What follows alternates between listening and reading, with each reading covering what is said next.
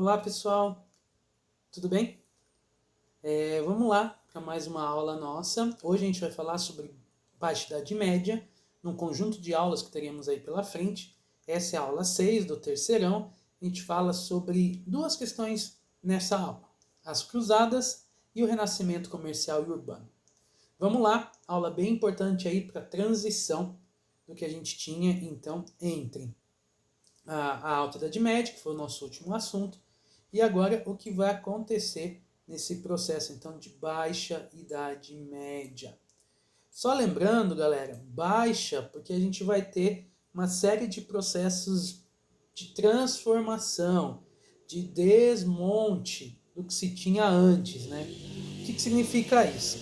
Bom, significa o seguinte: durante a Alta Idade Média, a gente vai ter lá a formação do sistema feudal. A Baixa Idade Média é o processo em que esse sistema feudal vai, de alguma forma, entrar em crise. A gente vai perceber que, na verdade, a gente vai ter progressivamente um deslocamento do eixo rural para o eixo urbano, da produção agrícola para a questão comercial. Mas vamos entender isso devagarzinho, começando aqui, então, pelo movimento famoso das cruzadas. Bom, quando a gente fala de cruzadas, e aí você talvez lembre do filme lá, do Orlando Bloom, enfim, o que significa? As cruzadas foram um amplo movimento católico organizado dentro de uma série de questões. Então vamos por partes para ficar bem claro. Primeiro de tudo, o cenário europeu da época chama a atenção. A gente tem, apesar de uma certa estabilidade no primeiro momento, mas as estradas são muito inseguras. É perigoso você andar pelas estradas europeias, ser assaltado e tudo mais, né? É perigoso de fato. E mesmo assim, a gente tem uma camada gigante de peregrinos, que são conhecidos aí, chamados de os pés empoeirados. Quem é o peregrino? O peregrino é o cara que vai atrás de um lugar santo, de uma relíquia sagrada, normalmente para pedir perdão pelos pecados, pedir algumas bênçãos e tal. Enfim, existem peregrinos até hoje, se faz peregrinação para Meca, peregrinação para Aparecida do Norte, como uma forma de se aproximar do religioso, daquilo que é sagrado e santo, e pedir perdão, purificar e tal. Então a Europa estava recheado disso, dessa galera que tentava então ir a esses lugares mais sagrados para conseguir o perdão de alguma forma. Bom, existia um intenso comércio, digamos assim, paralelo aos peregrinos. Por quê? Porque nos centros de peregrinação, muitas pessoas já ganhavam dinheiro justamente com esses grupos que estavam constantemente peregrinando. E aí era comum que você tivesse, além de relíquias sagradas de fato próximas a santos, a pessoas significativas, outras que não tinham nada a ver, mas que serviam ali como enganação e tal. Enfim, o cenário da Europa era bastante complexo dessa forma. Ficava ainda mais tenso com uma nova onda de invasões de alguns povos, como os sarracenos, os vikings, que acabava por trazer para aquele momento, para a população europeia, um medo ainda maior. E surgiam previsões apocalípticas de que o mundo ia acabar, de que Cristo voltaria, coisas desse tipo, que obviamente levava as pessoas a quererem cada vez mais, com medo do juízo final, se aproximar de Deus de alguma maneira. Portanto, Roma e Jerusalém se tornavam capitais desse processo de perdão dos pecados. Roma, pela questão do próprio Papa, e Jerusalém, por ser a cidade onde Cristo teria feito ali então seus milagres e onde o cristianismo teria se espalhado, obviamente. Muito bem, então ir para Roma e ir para Jerusalém seria o ápice da sua fé cristã, católica. E assim foi se construindo então essa mentalidade que as peregrinações tinham um caráter religioso muito forte nesse sentido de acabar salvando a alma e tal, e esses lugares acabam sendo centros importantes para tal. Muito bem, diante disso, a gente vai ter algumas motivações para esse evento que nós chamamos de cruzadas. Primeiro de tudo, a igreja vai olhar para o Oriente e vai enxergar os tais inimigos do cristianismo. A igreja dizia que os muçulmanos destruíam igrejas e tal, e por isso eles eram inimigos do cristianismo. Então, uma das motivações de levar um grupo de europeus a invadir os territórios lá no Oriente era salvar Jerusalém da mão desses inimigos do cristianismo. Também a igreja dizia que Deus tinha promovido a paz na Europa, já que os conflitos internos tinham de fato diminuído. Então, como recompensa pela paz de Deus, pela paz ali, a igreja acabava dizendo de a necessidade de retribuir para Deus atacando os inimigos do cristianismo, num lance mesmo de guerra santa. Para os peregrinos em si, era a chance de perdão dos pecados. Se você achar um item religioso, como, sei lá, o dente de um santo tal, o pente de um santo tal, o fio de cabelo, a unha, era uma forma de perdão dos pecados, imagine lutar contra os infiéis para defender o cristianismo lá na Terra Santa. Faria, obviamente, um perdão gigantesco de pecados seu e de familiares que, porventura, estavam condenados ao inferno. Então, por conta disso, a motivação religiosa era muito forte. E a igreja, ainda de quebra, tinha a possibilidade de confrontar a igreja ortodoxa grega, que tinha separado no cisma do Oriente, lá em Bizâncio, na capital bizantina, e a igreja via a chance de tentar retomar fiéis, retomar espaços mesmo no enfrentamento direto contra a igreja ortodoxa também. Além de questões religiosas, nós tínhamos algumas questões econômicas. Primeiro, a Europa tinha experimentado algumas inovações agrícolas, como, por exemplo, os moinhos, que acabavam promovendo aí um aumento da produção, obviamente. Então, o que aconteceu? Com mais condições agrícolas, a primeira coisa que aconteceu foi um aumento da população, já que a um princípio existia mais alimentos. Também com mais alimentos e condições melhores na Europa, a expectativa de vida chega a aumentar até em torno de 10 anos, o que é bastante. Se a gente pensar que a população vivia bem pouquinho nessa época, em torno de 25 anos, com mais 10 anos, né, é bastante coisa.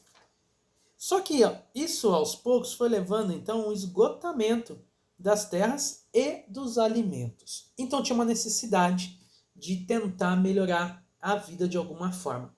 Para os mais pobres, as cruzadas eram a grande chance de melhorar e conseguir conquistar coisas no Oriente. Para os nobres de segunda classe, ou aqueles que viam uma projeção maior no Oriente, era a chance de conquistar mais terras e ampliar os seus domínios feudais, ou se tornarem propriamente senhores feudais com terra. Então, diante desse cenário, já que alguns senhores, filhos de nobres europeus, não tinham terra, era a chance de conseguir tudo isso. Então, isso foi passando a ser articulado como uma questão significativa também. Completava a dose questões políticas como os reis medievais que enxergavam nas cruzadas a chance de ampliar sua autoridade. Por quê?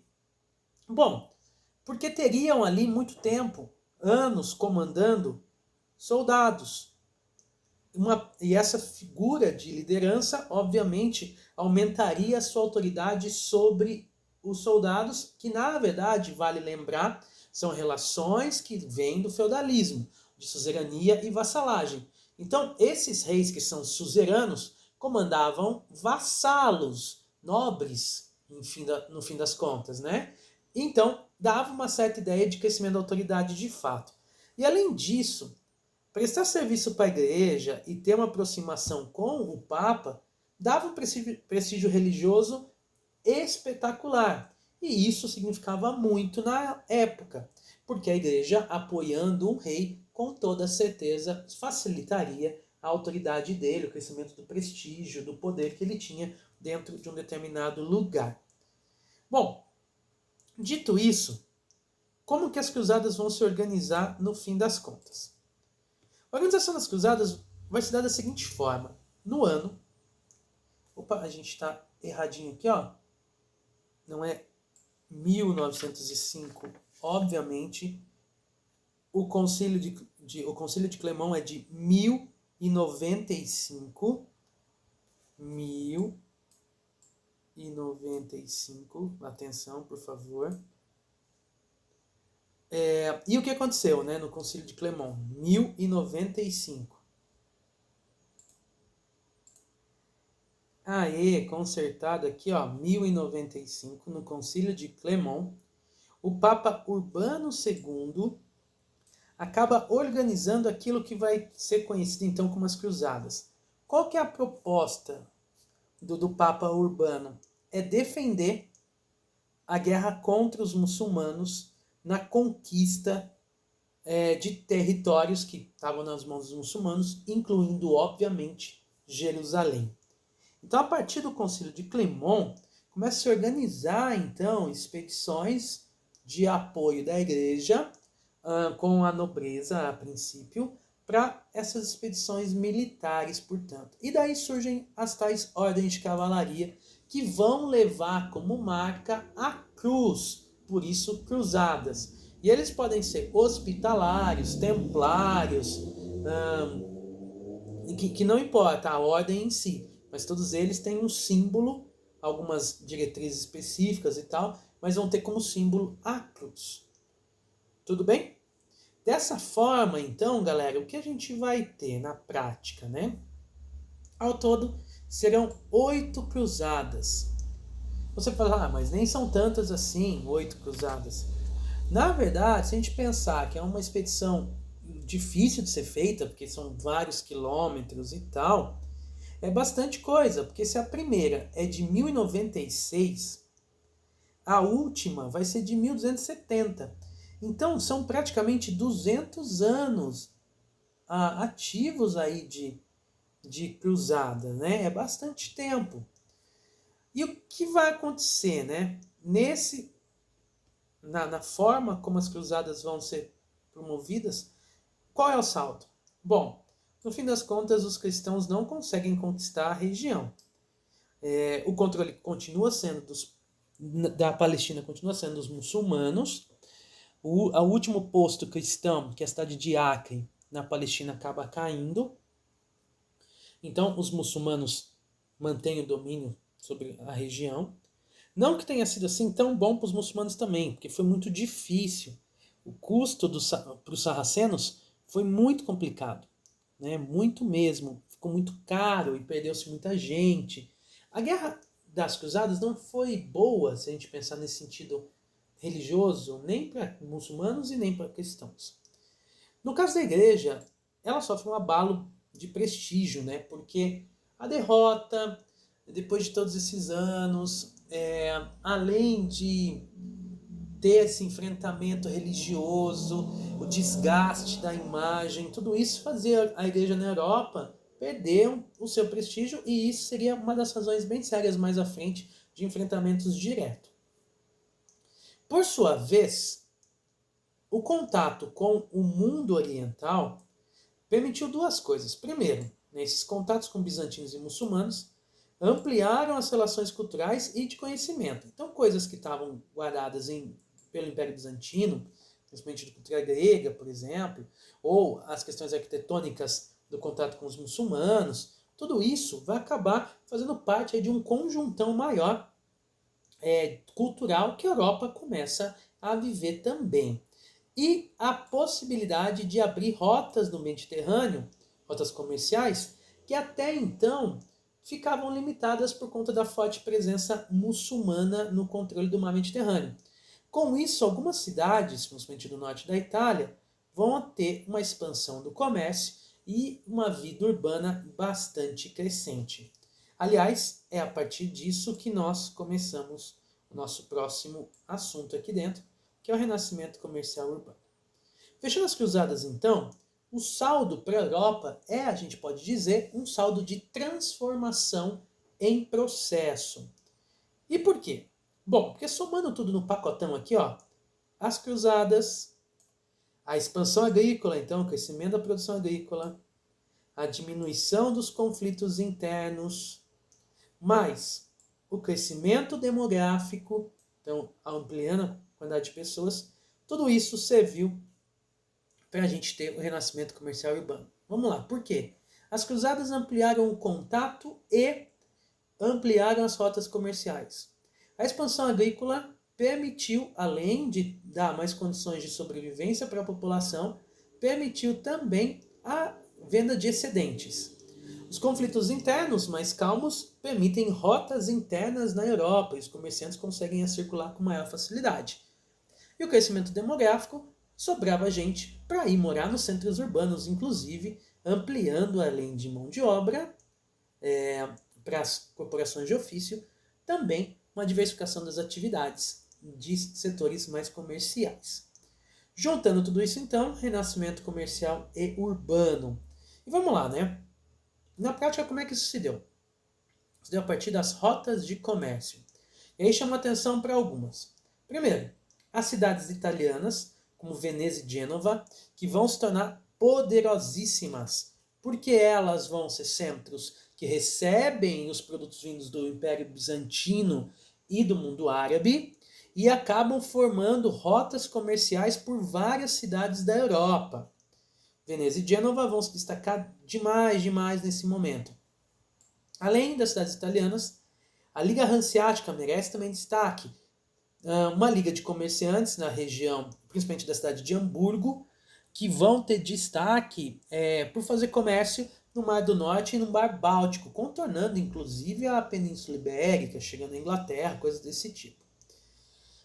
Isso tudo vai formar uma classe de mercadores muito interessante, né? Uma classe nova que está surgindo dentro da própria Europa, em vários lugares, que vão estar ligados diretamente ao comércio nesses centros urbanos. Centros urbanos que surgem a partir das feiras. As feiras era algo que já existia, que a gente já tinha falado disso, mas agora elas vão ter uma nova roupagem. Normalmente elas estão nos muros do castelo, bem perto do senhor feudal, protegido por ele na maior parte do tempo, ou pela igreja. E as pessoas chegam lá e apresentam seus produtos variados. Monta a feira como se fosse a sua feira de domingo, monta lá e vão apresentar tudo que tem para vender. Tecidos, espadas, armaduras, roupas e por aí vai. Né? Itens variados mesmo. As feiras vão ficar bem importantes, vão movimentar a economia de fato.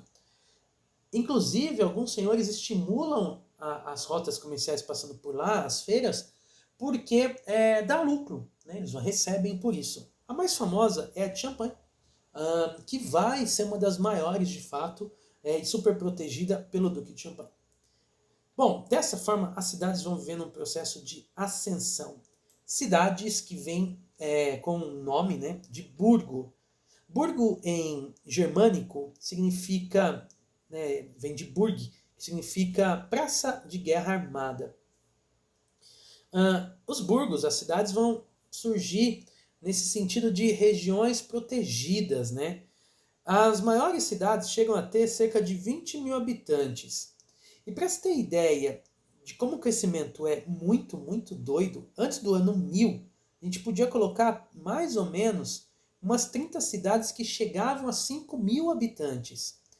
Já nesse momento, 200 anos depois, a gente tem aproximadamente 150 cidades com 5 mil habitantes e algumas bem maiores com 20 mil habitantes. Então, está crescendo, as cidades estão aumentando, isso em função principalmente de seu centro de venda do excedente do campo para um grupo de pessoas que moram na cidade que vão acabar a ser sinônimo de comerciante, os burgueses.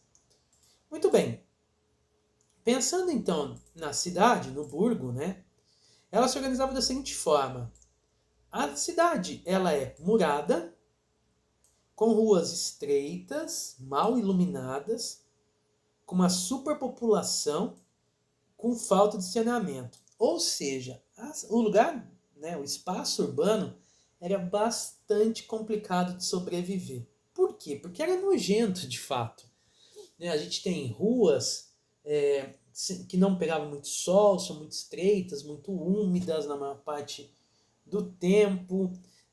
O espaço urbano não é agradável, com pouca luz, falta de circulação de ar, não tem saneamento, então esgoto, coisas desse tipo são ali na rua mesmo. Então não é muito agradável de fato. E as muralhas limitam o tamanho da cidade, então acabava tendo uma concentração de pessoas muito grande dentro dos muros também. Com isso, a cidade virava o paraíso das epidemias.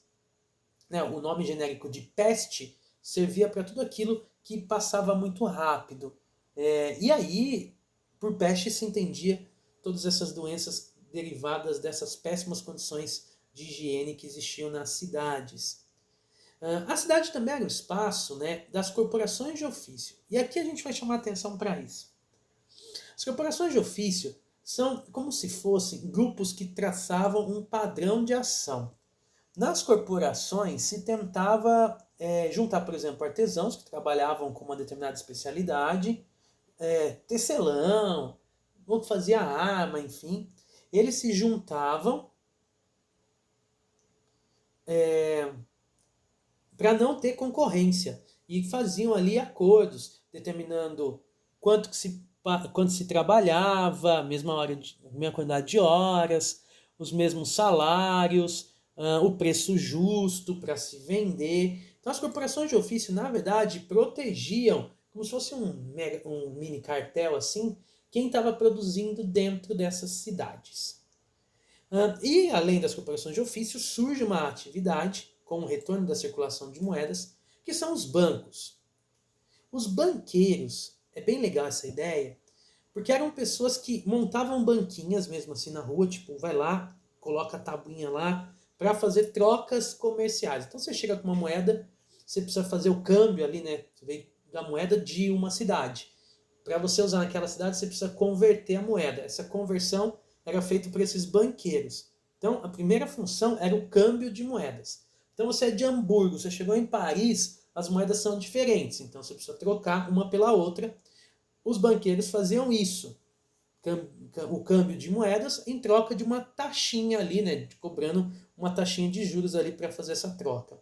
Além disso, eles faziam empréstimos também. Para aqueles que precisavam comprar e tal, não tem dinheiro, os banqueiros emprestavam. E uma coisa que vai ser muito louca que os banqueiros vão fazer, quando eles vão ficando maiores, eles vão criar um esquema de você, numa determinada cidade, poder deixar o dinheiro guardado com eles e só levar uma carta, uma nota comprovando o seu depósito ali. E você podia sacar isso numa outra cidade apresentando só aquilo, como se fossem agências bancárias mesmo, né? Porque ele evitava andar com dinheiro nas estradas, o que era bastante perigoso.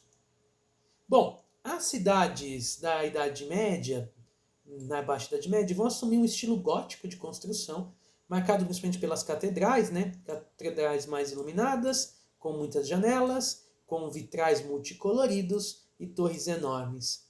Normalmente, essas catedrais vão ter um destaque gigante nessas cidades, vão ficar em praças muito grandes. Então, se você pegar os mapas das cidades europeias, visitar a Europa, enfim, vai ter diversas catedrais desse tipo, com torres bem pontiagudas, enormes, que apontavam e tentavam chegar ao céu, com vitrais bem grandes e coloridos e tal.